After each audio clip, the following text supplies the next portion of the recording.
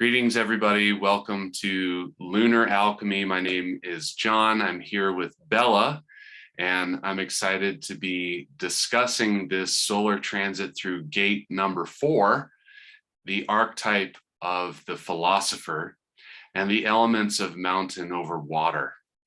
We have entered into the ring of union with these transits, beginning with last week's movement through the alpha, and we will be continuing this month, completing this incredible crucible to transform the relationships of humanity, both with our own selves and with those of the others in which we share community.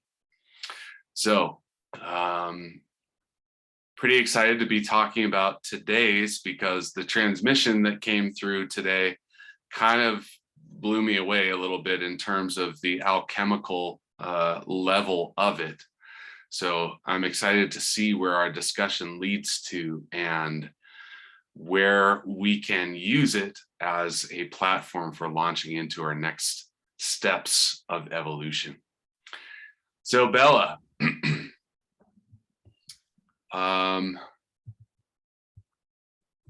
the philosopher, the shadow of intolerance, which transforms into the city of forgiveness, and it is the way of understanding.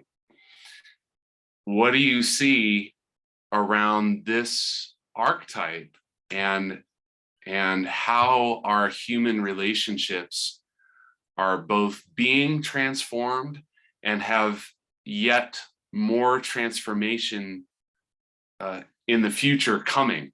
What is it that you're seeing around where we've been, where we're going, and everything related to this archetype?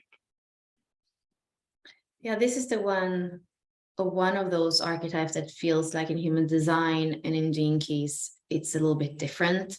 I can see at a mechanical level how this is the ability to see two sides of a coin, or everything that is in polarity, and to be able to understand that these are two sides of something. And I feel like it's also the mind's ability to organize things. And I feel that the way that we have functioned before, where our, in a way, main awareness center has been the ajna, has been to draw conclusions or judged based on that organization of things or labeling things. And now that we are coming into this trinity of awareness, where we have the more instinctive awareness of the spleen, and then the more problem-solving logical awareness of the ajna, together with the mutation that's happening in the solar plexus, where there is more of this feeling awareness. And that's where I see how there is an evolution in human relations, and also in how this fourth gate works, and how in the Gene Keys we speak more about an understanding from the heart than an understanding from the mind. Beautifully framed. Thank you. I love the name of this archetype, the philosopher, because oftentimes when from the realms of academia, when we look at scientists and philosophers, we see scientists as the ones who have the answers, and the philosophers as the ones who kind of just ruminate with questions. And I really believe that this archetype serves as a fabulous role model about what does it actually mean to be living the question rather than to be seeking the answer, and allowing the answer to be expressed through our experience of the question. And that's a very, very different way of approaching how to go about living, how to go about relating, how to go about evolution itself. Think about how many right ways there are for us in today's society to evolve, to become higher vibration, or to become to go through the process of awakening, there's all this right and wrongness that is projected onto this experience. And here's the philosopher essentially in restraint of passing judgment as to whether something is right or wrong, because the philosopher is so much more focused on the possibilities opened by the question. And I absolutely think that this archetype is such a perfect example of what the possibilities are through this transit and the role that it has in larger humanity. You, Bella, you brought up the mutation of the 55 and what's happening in our solar plexus region. And as I was contemplating this particular gate, I was very curious to see if our discussion would lead more into what is this phenomenal role of this fourth gene key, this fourth gate, in terms of the overall collective picture, what's happening there. I mean, here I would possibly go to the higher frequencies of the gene keys in order to understand that, because I think what we just said with that ability of the mind, that's more the mechanical human design understanding. And when we look at understanding, the word understanding in relationship, understanding each other, and also forgiveness, that's how I feel that this is kind of weaving in society. And starting with forgiveness, the way Richard speaks about it, it is that inner, it's not forgiveness of a situation or of a person, it's connected to self-love, and to realize that when we attach to something with resentment, with the dreams that are crushed and all that, it's taking so much energy, it's taking away our life force. So it doesn't allow us to be in true understanding of what it is to be alive and what it is to live the questions, because we have energy that is holding on to something. So in a way, it goes down to that basic idea of life force, and what are you using your life force for? Yeah. It's very interesting to put life force as the central element of an evolutionary process, rather than considering the mental machinations, like what does our mind say as we engage with the gene keys, as we engage with human design? What are the right answers? Am I responding properly based on my strategy? Am I living in the shadow, or am I experiencing the gift? Am I available to the city? Our mind gets so wrapped up in these possibilities and trying to supply the answers to these almost never-ending questions of self. And as we're engaging in that process, we often lose connection with the very energy of our own life force, particularly when we come up with the answers. When we say, oh, I'm a generator, did I respond there, or did I become frustrated? And then we recognize the moments of frustration. And what happens in that moment? Well, our mind goes, ooh, I figured it out. But what happens in our body with our life force? It goes, and when we seek those answers in that way without having the awareness of how it's impacting our own life force, there's no way we can be in a state of understanding. It's just impossible, because you're not even understanding your own life. How could we possibly understand something that is beyond our own life, someone else's experience, or the possibility that yet lies before us? And it's like, this is such, to me, like as you're, Bella, you're bringing up these points, and I'm feeling my own response to that. It's like this particular gene key has an incredibly subtle way in which we can find ourselves working against our own inner nature and working against being in harmony as, we more deeply engage our mental structures to be able to work our way in the direction of forgiveness.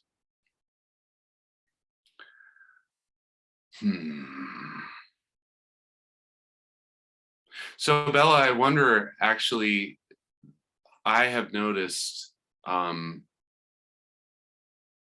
I was on the mountain last week, we were in the transit around the archetype of the Alpha, and that was division, guidance, and then the city of the seven.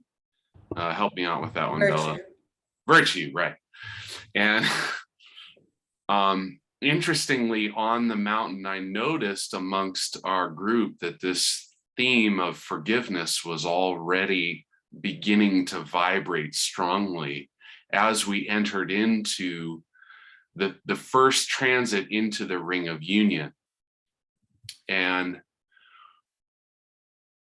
first of all, the question that I want to ask you is do you feel that forgiveness is one of the primary experiences amongst our collective humanity that there's much more room to embrace? And then also, do you feel as if entering into some of these codon rings that are set up the way that they are, does simply being within the vibration of this ring of the 7, the 4, the 29, and the 59, does it highlight through the movements of the sun and moon the areas within ourselves, within the entire ring, that are the highest priority for our next stage of evolution? Yeah, I feel that the cities usually are nothing that we can strive for, aim for, and definitely here with the forgiveness one. I don't think that we can try to embrace more forgiveness or try to embrace more. So try to forgive more. When you try to forgive is usually because you are not ready to forgive. So of course there's more space for forgiveness, but I don't think that that is the focus. However, when you're speaking about those 4 players, because they are so much together, I definitely feel that working with the gift frequencies of all the codon rings is something that is going to unlock in our DNA, in our lives, in our relationships. So definitely to see how commitment and how understanding and how all these that are in the codon ring of that we are in right now, definitely. And it's like you say, I feel like it's not only with the words. We are in Leo season right now, and there is something naturally, like today I've been feeling so much love. Like I've just been feeling so much love, even with people that I'm kind of annoyed with. I've been feeling love. And I was not that I feel annoyed with my mom, but really her birthday was on the 10th. So we were in the 7th last week.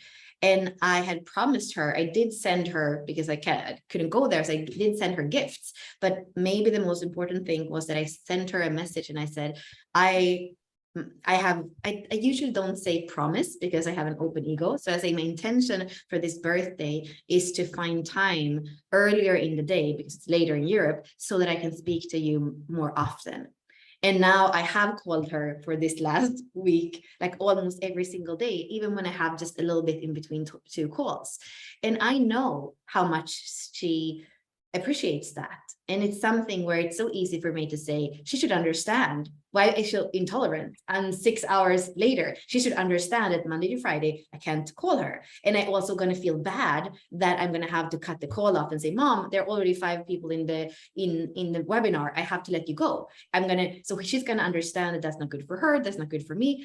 And somehow I really feel that in this codon ring, it's about, in a way, reframing your own way of thinking, because for her, maybe it is even more beautiful to be called, even if it's just 5 minutes for the third or fourth time in the last few days by her daughter. And I feel like that's where the conversations come up with people, like, what is important for you? What do you care about? What is it that is valuable for you? How can I understand you better? How can I love you better? How do you want to be loved? How do you feel loved? Like, these are the kinds of things. And even with the 29, and I feel, the 59 is also like, how do you want to be touched? How do you want me to penetrate you? Like, these go down to very like human basic ways of interaction and interacting. And definitely I can see in many, many, many relationships how the shadow frequency of the 4, it's kind of putting this old rug over everything. When there's intolerance in a relationship, nothing becomes fun. It doesn't become wholehearted. It doesn't become intimate. It doesn't become virtuous. No, it becomes like everything is in that shadow of intolerance. And then you don't like the other. You don't want to understand the other. So definitely, I feel that the 4 connected to the mind, our way of thinking, our way of thinking that we know, can definitely pull down everything that has to do with relating. It's really, really beautiful, Bella. Thank you for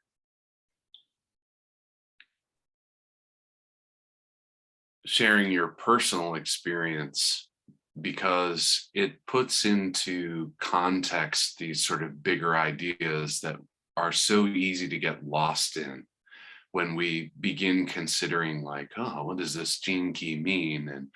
And it's interesting because our own inner philosopher can sometimes get carried away outside of our actual relating experience with others.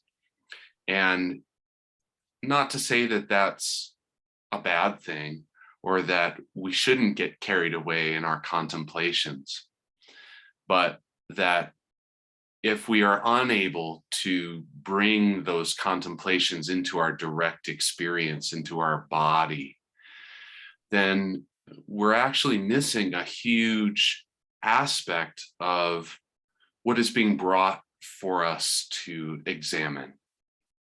And one of the things that has happened for me recently was that I realized that I was unconsciously denying my profile design. That second line, I was keeping it protected in a way that I was completely unaware of. And realizing that, it's opened up for me this entire awareness around not just my physical body, but the spiritual aspects of my physical body. How do all of these things move through my physical body that we're considering on a weekly basis in Lunar Alchemy and whatever other contemplations we're being involved in? And one of the things that you shared about your story that really kind of like popped out to me, because I believe it's in the 64 Ways, Richard is talking about how this 4th gene key is a primary activator of the 5th line, and the wound of guilt. You were saying, she should understand that I can't call her Monday through Friday, and then I feel bad. And it's like, in the intolerance for another's lack of understanding, there is the platform to experience guilt in such a powerful way. And I wondered if you had a little more insight about how each of our inner 5th lines, regardless of where those may or may not show up in our design, how does this fourth line really inform us about this wound of the fifth line, and what is that wound allowing us to embrace? Like, what can we glean? How can we understand this aspect of our inner fifth line in a new way? Yeah, what comes to me is reasons, and I believe that is a dilemma of the fourth gene key, and I feel like that's connected to guilt as well. You know, if there is a reason to feel guilt or put guilt on somebody else, we do it, and it goes back to that thing of the mind that is trying to be right. And I feel that what I often see with the low frequency of the fifth line is that it boxes itself in the labyrinths of the mind, in the sense that whether you go left or you go right, it's not a good idea. Either they are going to think that you're doing something wrong, or you are going to feel like a loser or a victim.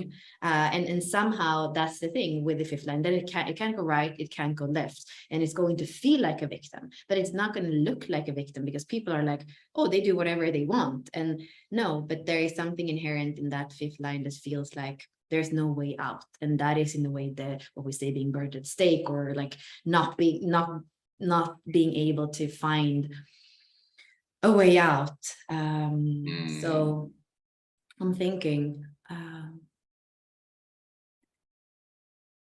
don't feel like there is a solution really. And I guess the other thing is, how does it, like, how big are our hooks for guilt? You know, and I think that people have a lot of fifth line, they have big hooks for guilt. I think me with many fourth line and many sixth lines, I try to live a life so that I'm like in virtue, you know, or in perfection, which is also in a way, it's just a different way of doing it. But fifth lines are going to end up in those situations where they're going to try to get out with reason, but whether they go left or right, it's not the way. So somehow we can't, the dilemma here is that we can't, there's nothing that reason or the mind can do in order for us to, we cannot decide if we should be guilty or not, because like you say, it's more like an emotional density that guilt is about. And do we have hooks? Because sometimes if my mom tells me, Bella, like, I don't know, like there's something, because I've told her before about gene keys and about her open ego and my open ego and worthiness. And she's like, well, when you speak about, like she was saying, I was bragging in some kind of sense. And, you know, I could feel guilty. Like I should just be this little Swede with blood, sweat, and tears. And I should be working hard and all these things, but I didn't have any hooks for guilt because other people think that I'm too free. And I told her, Mom, I think freedom is provoking. I definitely feel like there are two things that human beings really want. It's love and it's freedom. And actually we want them to go hand in hand. And we haven't really understood how they can go hand in hand. And I think that the truth of that lies in the codon ring of union, definitely. And it's provoking to be too free, to be too far away from where you come from. But do I have hooks to feel guilty? Do I go back and sit in my little apartment in Stockholm and try to, like, no, I don't feel guilty. And I feel like that's the thing, because definitely, I mean, there was somebody who said, who was that a little while ago? Betrayal doesn't exist, which is kind of provoking in itself, right? Betrayal doesn't exist because somehow, sometime, you might need to not do something for somebody, but do it for yourself, you know, and otherwise it would be self-betrayal instead. So I feel like there is some loosening of, you know, the hooks that can hook us into guilt that can happen when we actually start to live in our true authority. Because when I think about all the gene keys in the cross of tension, the 38, the 39, the 48, and the 21, like when we start to live in valor, in honor, when we start to walk life in our true authority, it's almost like you can tell us that we are wrong. You can tell us that we are fighting the wrong wars or fights or passions. But really, I feel like the hooks are not there to pull on us anymore when we dare to live a life that is, you know, fully living, like you say, the questions, fully living the passion, fully living who we are.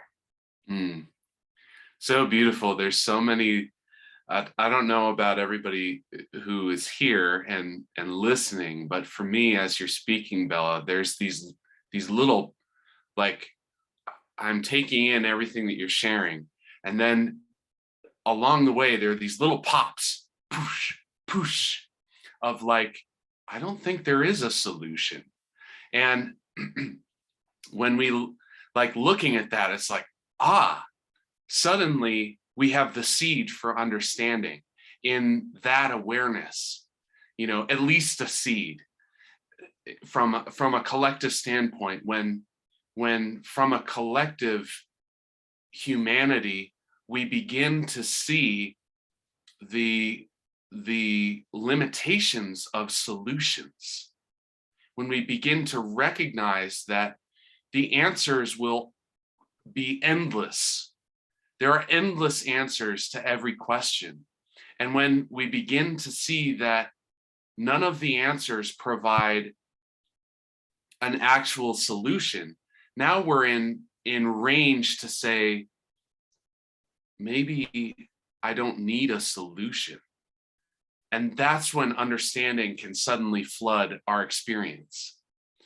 And then, of course, as you continued to share, there were more little pops of how understanding kind of bubbles up into our experience through these different pathways, and the way this ring of union has a transformative impact on the way that we both experience our lives, our relationships, and the perspective that we bring to those relationships.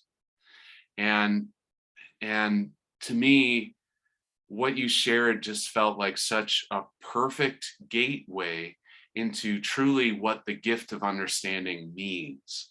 What is it about? And not how do we get there, but how can we be in a way that is resonant with the possibility for understanding? It's not a thing to do. It's not a thing to figure out. It's a thing to open up to, it feels like. And particularly in relationship to what you brought up about freedom, because as Richard is discussing this fourth gene key, he's bringing up in various ways, here's a mutation that is occurring in this particular amino acid, in this gene in our systems, and it's paving the way for freedom. It's paving the way for the 55. And it's almost like understanding is this precursor that we have to be able to engage with on some level in order to allow freedom, because freedom is so provoking. And if we don't have understanding, the second we come in contact with freedom, we're going to be intolerant of it and the ways that that freedom shows up. And it's like, oh man, it just blows my mind how these keys weave themselves together and like provide these pathways for us for new and fresh experience, that perhaps we haven't encountered before. Yeah, and that brings me back to the human design, and maybe where we can start to weave more than just the mechanics of what the fourth gene key is in the collective circuitry and the logical circuitry. It is connected, like you said, to the 49, which is part of the code ring of the whirlwind with the 55. And I do believe, if this is rippling off for us to speak about freedom, I do believe in the mutation it's a programming partner to the 49. So what is happening in the body graph is that we have that mutation that's happening in that 4919, and the 49 holds the principles of how we live in the tribe. So the principles of how we live in the code ring of union, or the spaces that the code ring of union is the most alive. And I really believe that if we are evolving as a species, if we're coming in more into our true self, our true authority, we actually have to look at the principles that we are adhering to, because some of us, just out of what we are expected to, or how our family used to live, we're going to go into similar principles of family, for example, of partnership, of maybe marrying somebody from the same culture, when actually it's not really the culture that we feel home in, or having kids because that's what you should. So I would say a little bit being careful as we are evolving in that sense with the 1949, to see what did I sign up for in terms of principles. And if I can't even be tolerant, if I'm intolerant of what that actually brings to my life, then maybe it is time to evolve past it and make new choices and really look at the principles that you are saying yes to, and that you're expecting, or that you're expecting others in your family, because maybe it's not for them. And I think that partly in a relationship, that's the reason for, I don't know how many percent, but a lot of the irritation and low frequency that's there is because we want the other to adhere to our principles. But if we could just understand that in all relationships, friendships or intimacy, probably there are going to be at least an overlap, or like there's going to be some things that the principles that you're not going to agree on. So then are you going to bitch about those principles all the time, or are you going to make your relationship about the places where you are aligned? I guess that's the question too. And for me, the code and ring of union speaks to us not only about the relationships that are intimate relationships, but really about everybody we are relating with in our daily life, we could say. Beautiful. Let's look at the elements. Let's bring it up. Because I believe that these elements of mountain over water are so incredibly important for the understanding of what is happening in this particular gene key, and what is the relationship for our bodies, our experience within our bodies, and therefore the thoughts from which we can explore this in a powerful way. And if you don't mind, Bella, I'd love to just read off the braid. Mm-hmm. That in the shadow level, we have, this is going to be the combination of mountain over water equals mountain over mountain and water over water. So intolerance, what's that? No, go. No. Intolerance is stressful half-heartedness. And to me, in order to understand what is stressful half-heartedness, what does that even mean? I like to look at that gift and say, understanding is restrained commitment. And when we look at the elements from the 7, it's actually the reverse. It's water over mountain. Is that right? I think that isn't it water on the bottom for all of them where we're right now? Yes, water on the bottom and earth above. Sorry, earth over water. And what we have there is the image of a spring, and the water bubbles up through the earth. And what happens to water that bubbles up through the earth is, if it's the first time this has ever happened in a particular location, the water just kind of goes anywhere and everywhere. And that's what we see, particularly with the mountain above and the water below. The water has bubbled up through the earth, and it just flows down the mountain to wherever it can, wherever it wants. And in the I Ching, this is called youthful folly, because the water has no restraint. It doesn't restrain itself to the pathways of streams or brooks or rivers. It just kind of goes anywhere and everywhere, and it ends up filling any cracks wherever it goes. And the key here is despite that happening, the mountain remains in stillness. And that's where we get the still devotion. And what that stillness allows is for the exploration of the water to go anywhere and everywhere. And this is very much like ourselves when we are at, particularly in the shadow frequencies, we're just kind of like trying anything and everything to resolve our stress or the, I know half-heartedness very, very well because it's my life's work. And it's an awfully depressing energy, because experiencing half-heartedness means that you're involved in something that you don't even wish to be a part of. And it's very discouraging. And so when we have these things going on,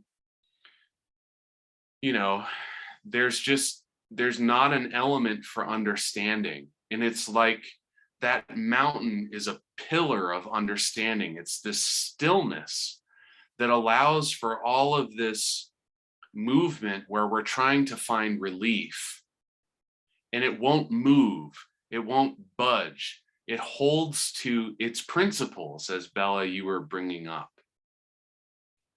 So Bella, I'd love to let you kind of have the last word on the elements here, the gene key. Do your thing with what we have. Yeah, I do feel that when we look at the city, forgiveness is still devotion. Again, it's not anything we do with anything outside ourselves, right? It's a state of being. Forgiveness is still devotion. And I tapped into something yesterday because I had this feeling that I've had lately since I came back to the States after my dad died, that I need to live fully every single day. I've always had that. Before I used to say, I don't want to go to bed ever and feel like the day wasn't worth it, because I used to do that when I was in school, and I would have weeks before my exams. And I was like, okay, those 2 weeks are going to be lost time because I'm just going to study. And so I had that feeling because it had been rainy in the afternoon, both last weekend and this weekend. And I didn't go to the beach, and that's my main joy in the weekend. And I felt really bad about it. It was 3 o'clock on a Sunday, and I was like, what have I done? Friday, I didn't do it. Like Friday was not what I expected. And then Saturday, and then it's Sunday. And I have those darkening curtains in my bedroom. So I put everything dark, and I lay down on my bed, and I was just feeling. And then suddenly I felt, it was very weird. I felt Mary Magdalene in Christ, like knocking on me from the inside, like on my heart wall. And they were knocking, and they were like, remember sacred union, remember. And it was almost like that wave of water that came from the back of my heart and knocking on it. And I didn't start to cry, but my tears just started to be there. And it felt like a still devotion, because it felt like they were showing me from the inside, like knocking on the back of my heart, asking me to remember sacred union that doesn't depend on being on the beach or what somebody does, like if somebody shows up or doesn't show up. It's already there. And here and somehow that was the forgiveness of me judging that the weekend was not worth it, and that I'm not, in a way I was like feeling guilty. Again, fifth line, fourth gene key, to my dad, that I'm not living fully every day, but then in that still devotion. And I think I can I can say to everybody here, because I guess that, I kind of want to be the first ones to see, because I think this is actually an evolution of sacred union, the way that I understood it, the way that I have been teaching it with the stability sphere, which is the sign Saturn, and then the SQ coming together. So that there was a course I did a few years ago where Saturn on the design side was the inner masculine, SQ was the inner feminine. So what I could see yesterday, I'll take this off. What I could see yesterday was that when you look at the design Saturn, which is the sphere of stability, it's actually not, and I knew it because in the body, and it didn't make sense that a design, a body imprint would be the masculine. It would more be the grandmother. I'm like, so then I'm like, maybe it is the grandmother energy, but where's then the inner masculine? So the way that I could see it, because that's where it was knocking from. When I was in this feeling of judgment and non-forgiveness of myself, it knocked from the place in me, in the middle, behind the SQ. And I believe what it feels like is that the stability sphere, the gene key and the line there, it's your expression of the marriage between Christ and Mary Magdalene, which is just the Christic code that's already in you. So for me, what I have there is the 32.2. And the 32, you know, it's knowing what's worth preserving. And the second gene key in the sphere of stability is called fearlessness. So it's this fearless knowing what's worth preserving. And for me, you know, like I can forever burn in the fear of failure, which is the shadow of the 32, and feel like it's a failure, this weekend is a failure, this relationship is a failure, this life is a failure. Or I can know what's worth preserving. And I can be that garden of love, which for me is what that 32 is. So I feel like there is something here that in the inner circle and with Unlock Your Design and part even like I feel like what I now am going to be able to feel deeper also in Lunar Alchemy with the transmissions of like just knowing it's there. And it's not that I was, again, you can't look for forgiveness. I couldn't look for behind my heart wall to feel this thing inside of me. No, I had to just surrender and say, this is fucked up. Let me put my curtains and just lay there. And then it was there. And it liberated me from the inside in that still devotion to, I guess, my own, you know, to surrendering to what is. So yeah. We'll see what's going to come from this discovery. Yeah, and the layers of what you're sharing to what I receive from and through the transmission about these elements, there's so there's so much depth. And when I was looking at these elements, I was like, okay, well, here we have earth, which is mountain, minerals, and then water, of course, water and fluids. And where do we have intolerance in our bodies? Where does intolerance show up between these elements? And then where does understanding come in? And so for everyone that is here who, you know, for the transmissions, what we're going to be working on alchemically in a form of transmutation and potentially even transfiguration is heavy metals.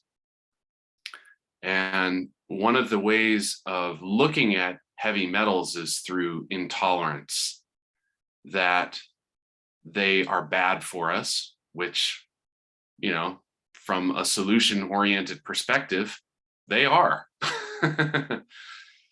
But to understand that the body has the wisdom to utilize heavy metals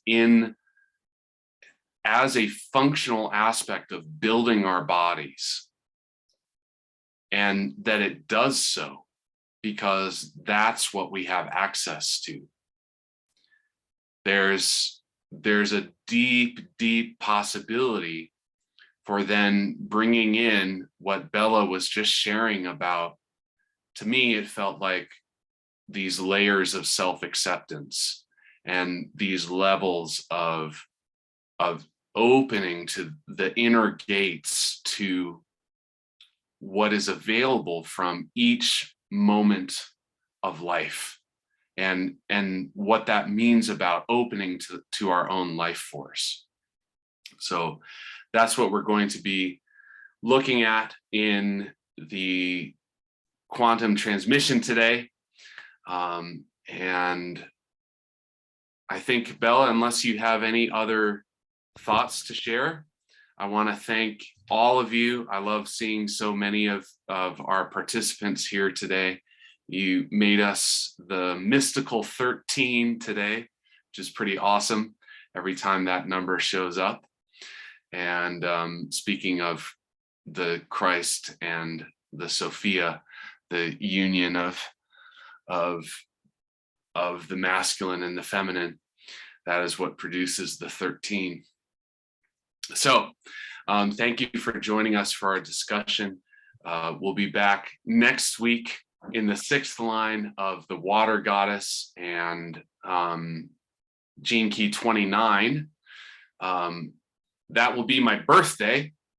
So I have a feeling that what I'd like to do is just open up the field for everyone who attends to experience the transmission of that water over water, just as a birthday gift to everybody here, so that you get to experience another round of these quantum transmissions. So I'm sending loving presence to each of you. May the remainder of your transit through gate 4 be filled with understanding of intolerance and the opening to the possibility of forgiveness manifesting through us. So thanks for joining us, and we'll see you next week. Bye-bye for now.